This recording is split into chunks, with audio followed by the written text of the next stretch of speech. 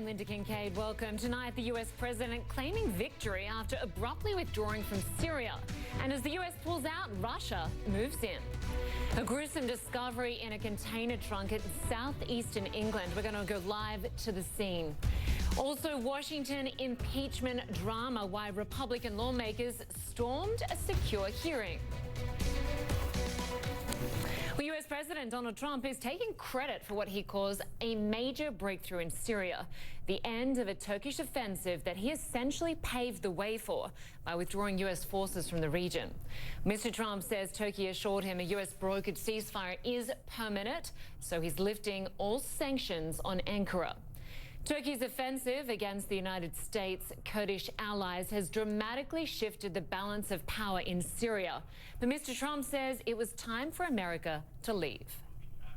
It was supposed to be a very quick hit, and let's get out. And it was a quick hit, except they stayed for almost 10 years. Let someone else fight over this long, blood-stained sand. Well, according to a spokesman for the Kurdish-led forces in Syria, a top Kurdish commander is thanking Mr. Trump for, quote, his tireless efforts that stopped the Turkish offensive. Well, President Trump responded with this tweet saying, "Thank you for your kind words and courage. Please extend my warmest regards to the Kurdish people." Well, Mr. Trump did not mention a new Russian-Turkish deal that has changed the reality on the ground in northern Syria. Russia has emerged as the key power broker, deploying forces to help set up border patrols. Well, a key part of that deal took effect at noon on Wednesday. Russian and Syrian forces are now jointly patrolling part of the Turkish border and forcing demands for Kurdish fighters to withdraw 30 kilometers south. Russian-Turkish forces will begin separate patrols next week. There certainly is a lot to break down here. I want to bring in our Jomana Karadsheh, who's on the Turkish-Syrian border, as well as Atwood in Washington. Good to have you both with us. I want to start with you first, Jomana. In terms of what the US president is saying today, he's calling this a victory for the US, saying that the Syrian Democratic commander of the forces there is thankful to the US. This certainly is a far cry from what we've heard from the Kurds in recent days.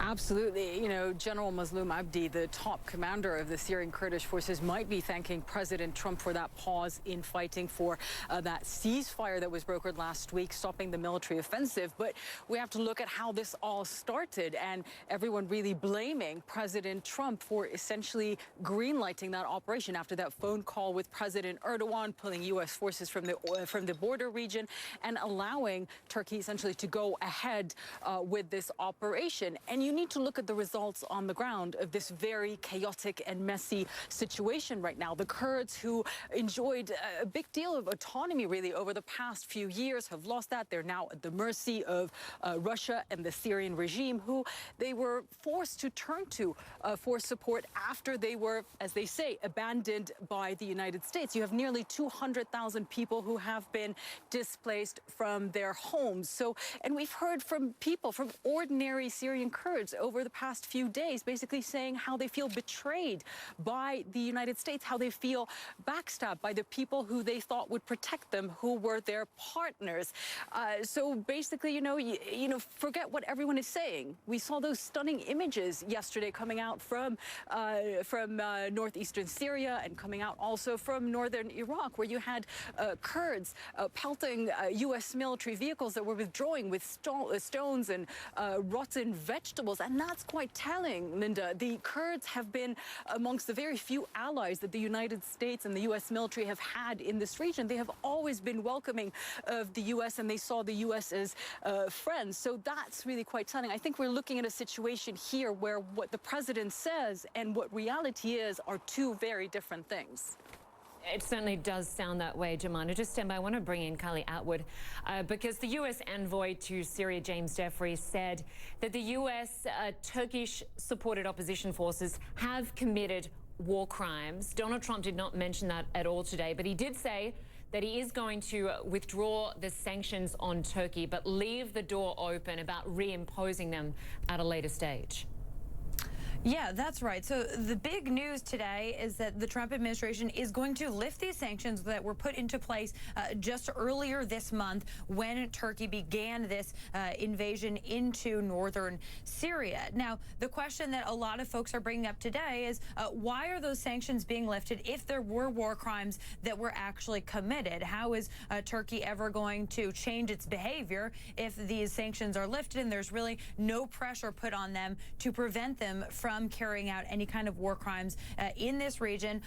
Again, the other thing that President Trump talked about was the fact that the places where these ISIS fighters have been kept, these prisons, he said that this SDF commander told him that they were under lock and key and that there have some who have gotten out, but they have been recaptured. Now, that also does not match up with what U.S. special envoy to Syria, James Jeffrey, was telling members of Congress today. He told them that more than 100 ISIS fighters have escaped, and the U.S. does not know where those ISIS fighters are. Yeah, certainly he is at odds with his officials on that and what it means for the ISIS families who have escaped. And just, Jomana, in terms of the talks going forward, what's going to happen? We know that Turkey's president met with Vladimir Putin yesterday. They spoke for some 6 hours about how to essentially divvy up Syria, that part of Syria along the border. How is this going to play out over the coming days, particularly given that Donald Trump said a short time ago that he is handing over the reins to other countries now? Well, basically, we're going to have to wait and see. You know, you've had so many agreements in the past, and how they play out on the ground is a whole different thing. It's a very complex situation on the ground. You know, that's obviously an understatement. Very complex situation. So we'll have to wait and see what happens with that, Lynda. But if you look at what Turkey has managed to accomplish over the past 2 weeks, it did get what it wanted at the end.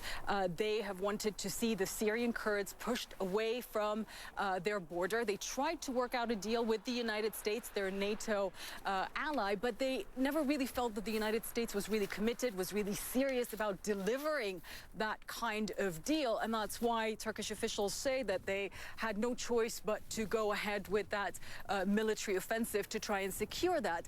But then you look at their talks with the Russians. The Russians managed to provide them with, at least right now, on paper, that commitment that they want to push these Syrian Kurdish fighters away from the border. We're going to have to wait and see in the coming days, in the coming weeks, how this is all going to play out with these joint patrols and if Turkey manages to get what it wants. And one complicating factor in all of this is the other aim of their operation, Lynda, was they wanted to resettle about 2 million Syrian refugees who are in Turkey, to send them back into that safe zone, that designated safe zone that they're setting up. But now that you have the Assad regime moving into these areas, that is really going to complicate that, because a lot of these refugees have escaped that Syrian regime, Lynda. Absolutely. Jomana Karadsheh, Carly Atwood, good to have you both with us on this story. Thanks so much. Well, staying on this story, President Trump is calling the situation along the Syrian-Turkish border a big success, but his own top envoy to Syria says the U.S. believes Turkish allied militia have committed war crimes, as we were just discussing there with Carly Atwood. Well, some graphic video is surfacing that appears to back those allegations. Paton Walsh is covering that part of the story from northern Iraq and joins us now live. And Nick, obviously you heard from President Trump today, those comments a few hours ago, essentially calling this a victory, saying it's better for the future of Syria, better for the Middle East. But this whole operation essentially coming at a huge cost to the Kurdish people. Well, obviously, yes, they have lost their main ally of the US. They have found themselves turning to the Syrian regime in order to try and get some kind of protection there. And, of course, they're on the brunt of the forces that Turkey have used to prosecute this war for them. Now, they are Syrian rebels, called mostly extremists, accused of being former Al-Qaeda, former ISIS, by a US official I was speaking to. And of course, what's vitally important to remember here is that since this campaign has begun, a series of videos have in fact emerged that have suggested these rebels, backed by Turkey, have been behind atrocities. Here's some of them. I should warn you that this report does contain some graphic images. Allahu Akbar wa lillahi The gruesome videos keep coming, but not just the normal brutality of war, something uglier, more radical. Scenes of the Syrian rebels Turkey is backing, abusing here the corpse of dead Syrian Kurdish female and male fighters Tuesday near Tal Abyad. Rebel leaders said they had arrested and would punish the fighters behind this. A US official has said these fighters, backed by Turkey, are mostly extremist, former ISIS and Al-Qaeda. And from the start, they were accused of savagery. This is the widely circulated video of the murder of Kurdish activist Havrin Khalaf, her bodyguards beaten before execution. We found their vehicle heavily shot up and discarded on the highway. Startling acts of violence like this have made many reassess exactly who Turkey is using to try and execute its goals here in northeastern Syria. An autopsy report CNN can't independently verify says the widely travelled activist was dragged by her hair and beaten with a blunt object on her head before being shot to death. Some of the videos the rebels have posted of themselves add support to the theory that Turkey was in such a hurry to build militia to fight for them, it didn't vet out extremists. It may now be liable for war crimes. We've seen several incidents which we consider war crimes.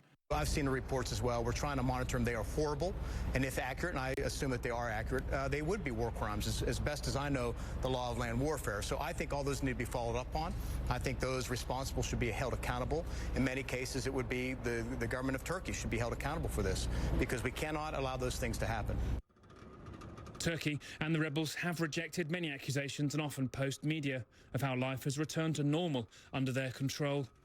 And some of the behaviour here, though, posted on the rebels' own Telegram channels, isn't that distant to ISIS's old videos. Turkey has loyal rebel forces in Idlib province, which Western intelligence has said is now infiltrated by Al-Qaeda. But it is unclear which units of rebels Turkey is using. Will these men stop when Turkey tells them to? Will Turkey tell them to? And what sort of society will they build? Will it have a place for or reject ISIS? Now, I should point out that Turkey has always insisted that the groups it backs in Syria generally and doing the fighting here are moderates, and has denied a lot of the allegations levied against them, of course, and suggests it prosecutes the campaign here as best as it possibly can be according to international law, and has called some of the accusations against it disinformation. But we are seeing a slow drumbeat backed by the almost daily release of some video to some degree that is frankly disturbing a lot of the time, now coupled with these allegations from high-ranking US officials of war crimes by these Syrian rebels, and it raises a deeply troubling question for where this short-executed, enormous reversal of a campaign has left Syria. Are we now seeing a chunk of territory annexed by Turkey, controlled by Syrian rebels, who are essentially a little too close to ISIS, who the Syrian Kurds have been trying to fight? What kind of community, what kind of Syria will they end up building there? We simply don't know, and responsibility for that, frankly, lies with Turkey, who've said they've done all they possibly can to fight ISIS. There are many who say, frankly, they allowed a lot of ISIS fighters through their territory into Iraq and Syria in the first place. That's history. The burning, obvious question now is what can be done about these more radical-seeming groups, and frankly, how can atrocities like the ones you've just seen in that report, spanning really a 10-day period of this incursion, how can they be stopped? Back to you, Lynda. Exactly. How can they be stopped? Nick Paton Walsh for us in Erbil. Good to have you on the case. Thank you.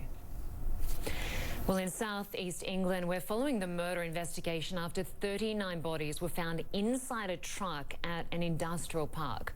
British police believe the trailer travelled from Belgium into England. The victims have not yet been identified, but one suspect, the driver of the truck, is now in custody.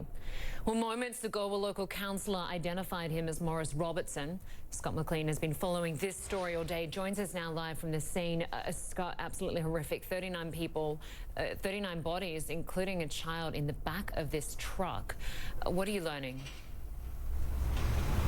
Yeah, it's hard to imagine just how horrific that scene would have been to come upon it. Today, we saw forensic teams going through the cab of that truck, and then in the back, there were obviously those 39 bodies, 38 of them adults. The other one, police believe, is a teenager. Now, police have not said what type of container was on the back of that truck, but one industry expert that I spoke to said that he believes that it is a refrigeration truck based on the look of it. The refrigeration trucks have much thicker walls, and you wouldn't be able to hear anything going on the inside from the outside. It is also not clear at this point who alerted authorities to that area. It is in an industrial park. It would not be uncommon, even at 1:30 in the morning, for trucks to be driving through that area. Police will only say that it was the ambulance service who called them over, but it's unclear who told the ambulance service. The bodies, the truck has now been taken here to this Docklands area, about 20 minutes drive from the original scene. Police say it is to give them some privacy while they remove those bodies, give them some dignity that they seemingly did not get at the end of their lives. Linda. All right, Scott McLean, we will speak to you and stay on this story. Thank you very much. We're still to come here tonight. A bizarre showdown unfolding in the halls of power of Congress. Republican lawmakers storming the secure hearing room as a witness in the Trump impeachment inquiry was about to testify. And they are refusing to leave. We're going to have details on that story next.